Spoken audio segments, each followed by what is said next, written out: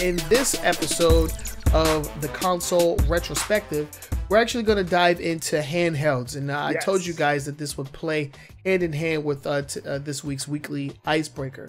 So when it comes to handhelds, I mean, a lot of people's first handheld was the original Game Boy. It was my first. It came out in 1989. So it actually came out before I was born. But I ended up getting one back in the day. And man, I had so much fun with it, you know, walking down the street or, you know, like sitting on the bus when you're a kid, playing Tetris, playing Super Mario Land. Because it was smaller. So it wasn't Mario World like on the Super Nintendo. It's Mario Land. It's, you know, it's portable. It's a play on words. It's good marketing. I see what you did there, Nintendo. But that wasn't the only a handheld. You know, there was competition in the realm of the handheld space for quite a long time. Just recently, it's been dominated. I mean, I kind of feel like it's always been dominated by Nintendo, but just recently they've been the only one in the handheld space. Yeah, before there were people that were actually coming for it. And it seems like the people that were coming from they've either failed or they just gave up, right? Yeah. So like early on, you had the Game Boy. Atari had a handheld, the Atari Lynx, and I personally have never seen one of these in real life. I have, and it failed for a reason. So yeah, they had the Atari Lynx, and then there was the Game Gear. Yeah, that was a Sega. Yeah, those were the big three at that time. It was like the late 80s, early mid 90s, like all the way up to like 95, 96, right? Okay. Or maybe even not that long, maybe 92, 93. Yeah, because the Game Gear came out in 91? Yeah, 91. Yeah, the Game Gear didn't last long. I talked about it didn't. One of my favorite systems. The problem with the Game Gear was big, was heavy, and it sucked batteries. 6 AA batteries last you maybe 2 hours. It was bad, man. You had to have that RC adapter so that you could plug it into the wall. Yep. But then at that point, why are you even playing it? Why don't you just play your Genesis? Exactly. Yeah, that was my thing. Right. So yeah, those are the things. One of the other ones that was Turbo Express. If you know what that was basically, remember we talked about the TurboGrafx 16. Yeah. Right. Well, the Turbo Express was the handheld version, but the difference between the Turbo Express and all the other ones is the Turbo Express. The TurboGrafx 16 used little game cards. Mm-hmm. You can actually play those same game cards on the handheld. Oh wow! So the game that you had at home, you didn't have to buy extra games. It's a portable version of the TurboGrafx 16. That's actually pretty cool. At that point, it was that was released at like $300, and this is 1990 when that was released. $300 for, again, this is in the 90s. Yeah, that's about $500 or $600 in today's currency. Yeah. So I mean, it was super expensive. And the TurboGrafx 16 itself was not a lot of people had it. I put my hands on one later on after it was, you know, dead and gone. Pretty much. But it was interesting. It was a vertical, just like the Game Boy was, the original Game Boy. Because we know like the DS and the Advance, they went to a more horizontal setup. But yeah, there was that. There's a couple other ones I've never heard. Yeah, I've never heard of a lot of these. We're actually looking down a list here. Mm-hmm. The Bitcorp GameMate. Yeah, never heard of it. I've never heard of the GameMate. The Watara Supervision. Never heard of that. So we're not going to really talk about those. Yeah, because it didn't even have a large library of games. We talked about the Game Gear. Next up, Sega tried to do the only other entry into the handheld space that Sega did was the Genesis Nomad, or the Sega Nomad, and it was essentially a portable Sega Genesis console. No, not essentially. Like that's what it was. You take your Genesis Sega cartridges and you plug it into the back, and it kind of had like the same, like, you know, horizontal shape as the Game Gear. Game Gear, yeah. And the problem with the Nomad was the same problem with the Game Gear. It was big, it was heavy, and it ate batteries Like it was no tomorrow. Like it was Jabba the Hutt eating shrimps. It was just sucking those bad boys down. It was bad. And the thing is, the hardware was great. The only time I played the Nomad, I didn't have one, but there was a electronics store by where I lived. It was called Brindle's. Oh Lord! Get it. But it was actually a department store. They sold electronics, but they also had clothes and like just think of like a JCPenney like Sears or some shit. Yeah, like Sears or something. Yeah. They had them on display. That's the only place I played it. They had They had actually the original Sonic the Hedgehog Genesis game in there, and it was actually great. The LCD screen was good. It was expensive, big, unwieldy, and that turned me up. I had a mind to ask for Christmas and top of my hands on. Oh, this is cool, but I don't want to be dealing with this. I can't put it in my pocket. I have to carry a backpack or something. No, and like even on the front of the Nomad, there was a little light for low battery that would just brighten up your day whenever you play for more than 20 minutes. All right, going down the list here. Of course, we had the different iterations of the Game Boy. After the original, they went for a sleeker version known as the Game Boy Pocket, that switched over from 4 AA batteries to 2 AAA batteries. And it was actually a pretty cool console. I actually still have I still have my original Game Boy, my Game Boy Pocket. My original is black. My Game Boy Pocket is red, and I have a yellow Game Boy Color. I still have those sitting around here somewhere. And the Game Boy Color, man, that thing rocked my world, man, because I played Pokemon Silver on that. And this is back in the day where console, or at least the Game Boys, weren't backlit. So if you didn't have an actual light source, you couldn't see. So you had to buy the little lamp extension, the lamp adapter on the top, right? The lamp adapter, yeah, man. Freaking get that lamp adapter, sit up in your bed like all close like this, and just play some Pokemon, man. Oh god, so many good hours of my life I could have spent doing something else. I was doing that, and it was fun. And then we're gonna get. I'm sure my brother had a Game Boy Pocket. I remember silver. It was silver. It had like almost wasn't it an aluminum version, aluminum or metal or something? There may have been. I just got the red one. Yeah, I don't. But I know the Game Boy Colors had that translucent purple. The atomic purple is what they called it. Yeah, they called it atomic because no kid know how to say translucent. Going down the list here, the Neo Geo Pocket Color. You skipped one. What did I skip? This was one in the hood. We used to make fun of a friend of ours who had a Gamecom. A game? The Gamecom. Yeah, it was Gamecom. Yeah, so Tiger Electronics. If you Tiger Electronics used to make all of the handheld, the single handheld games, like the the LCD football games. Yeah, of course, the little watch games. Right. Yeah. So they came out with a game console, and what they tried to do is market it towards adults. So it's like, oh, it's a game console, but it has a PDA, it has a calendar, it has like this stuff. And this kid had it with a stylus and a calendar. It was like, what are you doing with that? You don't even know doing your taxes. Yeah. So. That thing was out. It actually came with a modem, so you can actually play online. Oh my goodness! Yeah, it's a whole lot of stuff that way ahead of its time, because it's like a 14.4 modem. Like you're not doing much of anything. Dang, I could just picture dialing up to the internet on my Gamecom. That's so hilarious. Right? Yeah, it absolutely failed, but yeah, it was something that was out there. Yeah, one of those that was one and done, pretty much. Yeah, pretty much. Tiger Electronics, they just needed to stick to the Happy Meal toys, my boy. You ain't doing nothing on your own over here. Okay, so next up, the Neo Geo Pocket Color. I've actually played this back in the day. A friend of mine had it, and that was one of my first introductions into what's it called, the SNK line of like fighters, because they had like certain like fighting games, like different versions of it. They also had a Sonic the Hedgehog game on the Neo Geo Pocket Color. And it was pretty cool. The graphics look good on it, but just like all Neo Geo consoles, like nobody knows what the hell it is, so they just never sell ever.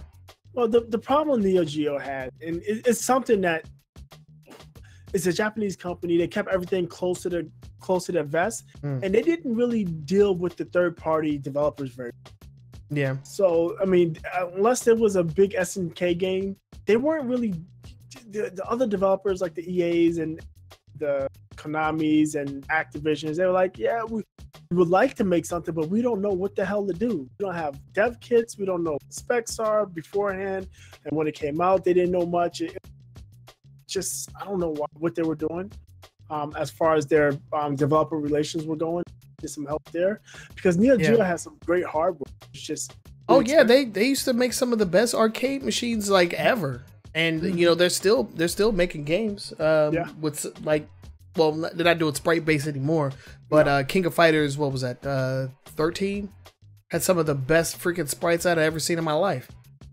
Yeah, so yeah, just another handheld that was just bit the dust. At least over here in America, it did not sell well at all, but I did get a chance to see one.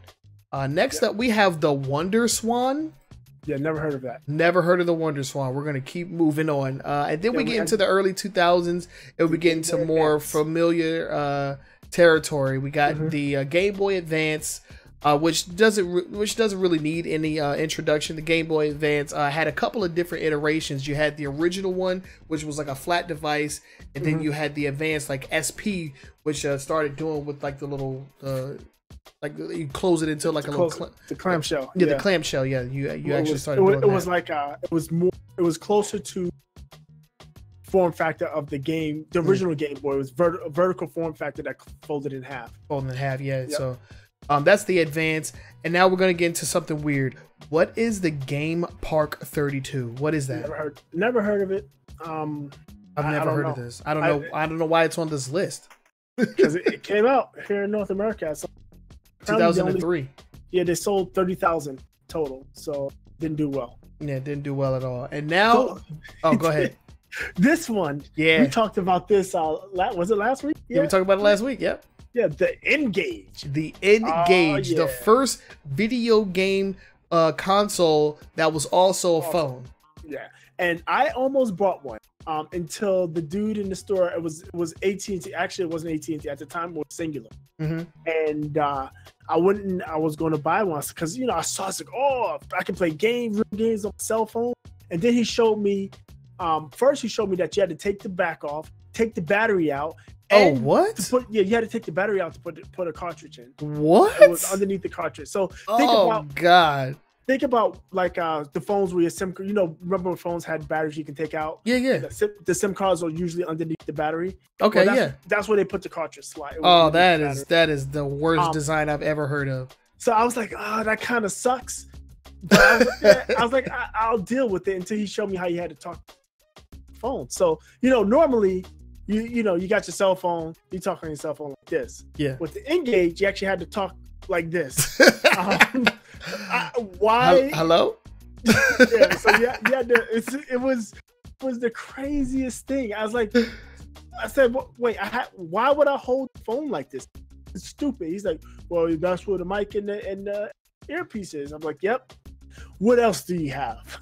Yeah. And that was the end of the age for me when I saw that you had to hold it that way. It was already on thin ice because I had to take the battery out just to change the game. But that's terrible. I did not even know that. When you have to hold it like that, and you kind of look like a fool holding the phone to your face like that, I'm just like, no, thank you. Yeah, I've walked down the street with friends that held the taco up to their head, man. I've done that. The N-Gage was a horrendous failure. I mean, it had like the same kind of graphic fidelity as the Game Boy Advance at the time, but the Game Boy Advance outsold the N-Gage 100-1. Yeah, I mean, again, it was a great idea. I understand and again, it was forward thinking. Putting a computer into a handheld device, something you can take with you all the time, and that you can also communicate with a single multi-purpose device. But their design cues were horrible. It's just horrible. Terrible design. But it could have been something. Could have been something good. I mean, they actually had some very notable games on the console. I mean, they had like versions of popular games like Spider-Man 2, the one from the movie. They had Call of Duty, Crash Nitro Kart. Like there was all types of different games. They had a Tony Hawk. They had a Tomb Raider. They had some time to sell. Yeah. They had Super Monkey Ball. I mean, they were Virtual Cop, WWE games. Like FIFA. Like it's crazy that the N-Gage had more support than the Sega Dreamcast out here. That's because they actually went all in on it. Nokia did a good job. They courted the developers. They said, "This is what we want. This is what we're gonna do. This is what we want. This is how powerful it's going to be. Make us some games." And people made a bunch of games for them and demos. I mean, some of these games were demos that never came out. That never came out, yeah, because the N-Gage was such a flop. But they had people that were giving them commitments to make games for the system. Yeah. And I've seen Sonic Advance, or I think they renamed it to Sonic N. I saw that played on the N-Gage, and it actually played. It seemed 1-to-1 in my opinion. Yeah, at the time, I mean, the hardware as far as performance-wise was up to par. It's just the design of the design of the device itself was just piss poor. Yeah. All right, so let's go ahead and move on. We got some other crazy ones out here. I felt like we had to spend a little bit of time on the N-Gage though, because there was actually humans out there that bought it, and I knew one. It was so funny. The thing is, the Nokia put a big push on. There was a big marketing push for that thing. Yo, the ads were crazy. I remember seeing the ads on TV. All right, what is this next one? This is the King of the King. Oh wait, that one I'm skipping that. That was on. Okay, good. I think was it only? I think so. Yeah, it looks like it was only released in Korea. South Korea, yeah. Then we got this Nintendo DS. It's the king, the current king. Once they released the Nintendo DS, it was over. Yeah. At that point, I mean, we can go on and on about the Nintendo DS, but yeah, because like with each iteration of it, they increased the technology, increased the graphic fidelity, and they had a slew of games coming out for it. What was notable about the original Nintendo DS is that it was backwards compatible with the Game Boy Advance. So that was like the first time that I actually got to play some like advanced Game Boy Advance games, because I never owned an Advance at the time. So that was like a double whammy for me. One of my favorite handheld consoles of all time. And then there wasn't much in terms of competition until PlayStation came out with the PSP. And man, the PSP was I had a PSP. I think I still have it. I think it's around here somewhere. It had great games. I know I gave my PSP away. I gave it to. I think I tried to sell it. I think I tried to sell it to GameStop, and they was talking crazy. So I was like, nah. I gave it to my nephew. I gave it to my brother, but I know for sure I gave it away. I had about 10 games at the time. The PSP. That's where that introduced me to Lumens. Oh wow. Which I have on my Switch, and enjoying when I do dust off and play the Switch. But the PSP was good. I remember the Need for Speed, and the Need for Speed game on it was great. Yeah, the Grand Theft Auto spin-off games were great. Those were good. They also had another spin-off. What was it? They had a Tomb Raider game, but it was another spin-off. It was a Sony IP. They had Warzone on PSP. No, crap. I can't think of it now, but I know I played that game to death. It was one of the games I played a lot. Oh, they had Monster Hunter on PSP. Yeah. Man, PSP had a lot of games. Yeah.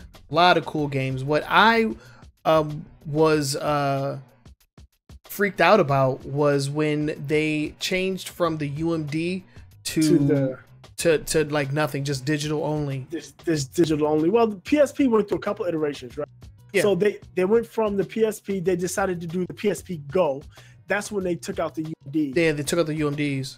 And they tried to do this. It was a slide top, and it was flimsy. Actually, I remember the PSP Go because when that came out, I was actually at the Sony store. Remember the Sony store used to be in Tyson's? Yep. Yeah, I remember that. Yeah, I was working at the time when that came out, and that was not popular at all. Then they tried to do the Xperia Play, which was basically a PSP and a cell phone. It played PSP games, but again, it was digital. That didn't work out either. That was kind of a failure as well. Yeah. But yeah, Sony had, and the thing with the Sony is it came with a nice lithium-ion rechargeable battery pack. Yep. It lasted pretty well. What's nice is you can buy the battery grips that didn't add too much weight, and it actually made the PSP more comfortable to hold. It was a pretty solid system, and at the time, it had much better graphics. No real comparison in terms of graphics. I mean, you were getting pretty much PS2 level graphics on the PSP. Yes. And on on DS, you were lucky if you were getting like N64 graphics on that thing. Yeah, so I mean, it did really good. It had built-in Wi-Fi, so you could play online if you had Wi-Fi connection. I mean, it had a lot of stuff. It was a lot. Wireless Bluetooth connection. Yeah, they did a lot on it. It was a solid device. I mean, I dropped mine several times, and I didn't have it other than Nick's. It worked perfectly, flawlessly. It was a good system. I don't know what Sony did with it. They just kind of let it. Yeah, I mean, they kind of just let it. They just let it die. I mean, and then Nintendo came out with the 3DS, which would be the next iteration of the DS line of consoles, backwards compatible with the regular DS.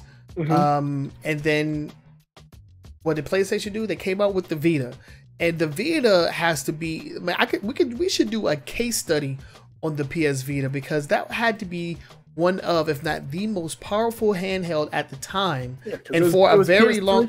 Yeah, PS3 graphics. Yeah, and for a very long time, you could use it as a controller on your PS3 and then PS4, but they just did not support it. They didn't support it at all. Well, and it was crazy. It was so much technology in there. I look at it this way. So it's the same thing with the Kinect, right? When you're relying heavily on third-party developers, and only one system, both systems have controllers with 10 buttons, right? Yeah. 1, 2, 3, 4, 8. Yeah, like 10 buttons. You have both systems have controllers with 10 buttons, but one has an extra screen, one has a camera. They're going to ignore the screen. They're going to ignore the camera because they want to develop the game at the lowest cost. Right. Adding the screen and adding the camera is going to cost them extra money in development, so they ignore that. So it's at that point, it's up to the first party, it's up to Sony to develop stuff that's compelling for the Vita, and that's what they did. And it's the same thing they had the problem. We talked about the 6-axis, same thing. Developers aren't going to develop for it because it's not on Xbox. So it's up to Sony to put it in and make people really want it, and they didn't do it. So it's not used. Yeah. And it's the same thing with the touchpad on the PS4 controller now, the DualShock 4. Yeah, nobody uses it. Nobody uses it for anything. No, I mean, it's a good feature to have. Yeah, I mean, it's pretty much been regulated as the menu button. Menu button, yeah. Yeah, you just go. That's how you pause the game, because there's no actual pause button on a PlayStation 4 controller. You have share and what's the other options? Share and options, and then the touchpad. That's the pause button. It's pretty ridiculous. You know, the light on the top, the LED light is, if you have the PlayStation Eye camera, it's supposedly tracked. Oh no, I did not know that. Yeah, it does, and they use it a lot in the PSVR. It looks for that. It looks for that light, and the game asks you when you kind of calibration to point, make sure the light is camera, so they know what a controller is. That's dope. It kind of censors you. But yeah, I mean, they have the technology. They just didn't do anything with it. Right. Unlike the next competitor, which is one what. We skipped one. I want to talk about. Are we going to talk about Tiger? We're going to talk about. No, I wanted to talk about Nvidia. Okay, we're going to do that next. Okay. So, Tiger, we talked about Tiger earlier. Tiger had no, not the game.com. Was it the GameCom? Was the GameCom? Yeah. Yeah, that was the GameCom. That wasn't the end of the Tiger, because they came back with the Gizmondo. The Gizmondo, yeah. Yes. I remember that stupid name. The Gizmondo. And again, an abject failure. It was ugly. Yeah, that's what I was going to say. I just wanted to talk about it because it is one of the most hideous handhelds I've ever seen. I don't know what they were trying to do.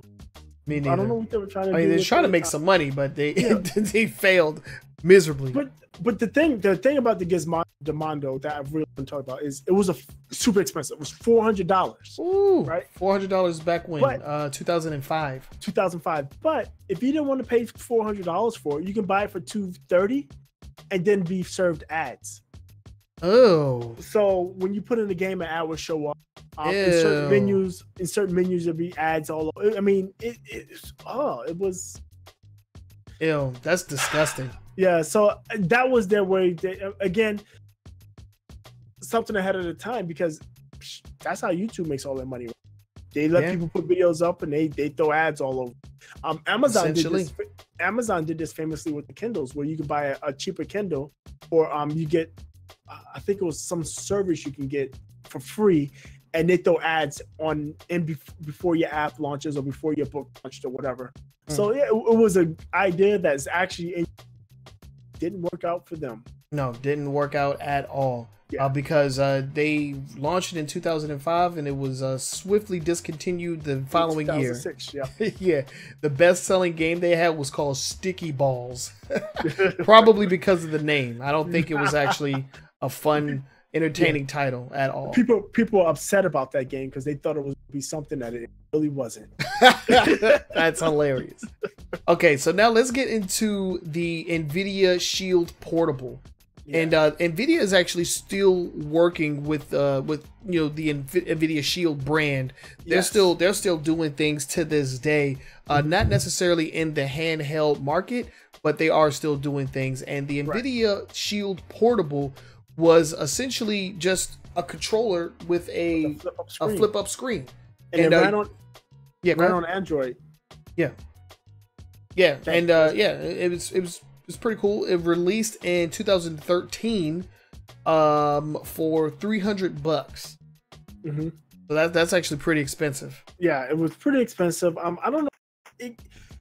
The thing is, I heard a lot of people talking about it. Mm-hmm. A lot of people's like, "Oh, it's so cool! It's gonna be so cool." I didn't hear anybody like. No, I didn't know anybody that had it. And the problem is, essentially, is an Android-based OS. So you're looking at cell phone apps, right, on a video game, and they use actually a 720 screen, so it was HD, not full HD, but it was a high definition. Was well made, but it just didn't pick up because basically you had to walk around with a big controller in your pocket. Yeah, and you can also stream games running on your desktop to the Shield Portable. Yeah. So and again, it used basically an Xbox controller. Pretty much. Exactly, Xbox controller, same configuration, and it didn't do well. Didn't do well at all. And right now, yeah, go ahead. NVIDIA has a service, right? They have a what? They have a streaming service. Yeah, that's essentially what NVIDIA Shield is right now, is a streaming service. Yeah. Yeah. So. So there's that, and then that brings us to the most recent and current of handheld systems, which is the Nintendo Switch. And we're not going to talk about that because I feel like every couple of weeks we talk about the Switch. Yeah. And we talked about it in the Nintendo show. Yeah, but the Nintendo Switch is a handheld. It's very popular. All intents and purposes, it is a handheld. I have issues with it and the company itself. I'm not even gonna open up that barrel of bananas. I don't know. I'm not getting into it. And going forward, and we did this with each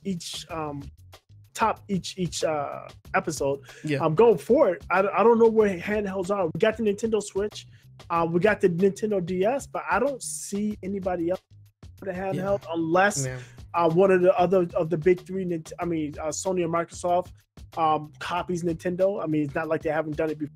They all copy each other and come out with a hybrid like this. Yeah. I don't see. I think right now, portable consoles are in a bind because we have phones that can do graphics as good as the best DS out there, And hell, I've got a phone that can do graphics as good as what I'm seeing on the Switch. Yeah. So, yeah, I was under the impression that the Switch would mean the demise of the DS. It seems like they're slowly, scaling down on right. DSs.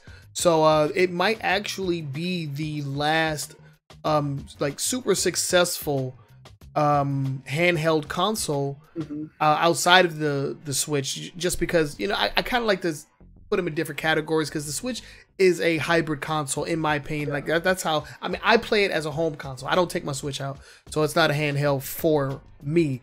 But the Nintendo DS is definitely is a handheld through and through, and yeah, I don't think it has a place in the gaming, in the handheld gaming market right now. Right. The Switch kind of just took that space and ran away with it. It's hard. I like the DS because the DS should survive because of its smaller size.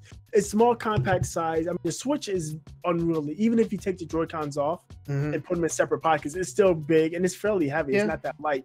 Well, the DS is a nice size. It can fit in a pocket, fit it inside pocket of your jacket fairly easily without. Yeah. Put this in your pocket. This thing ain't that small either. This is the 3DS XL.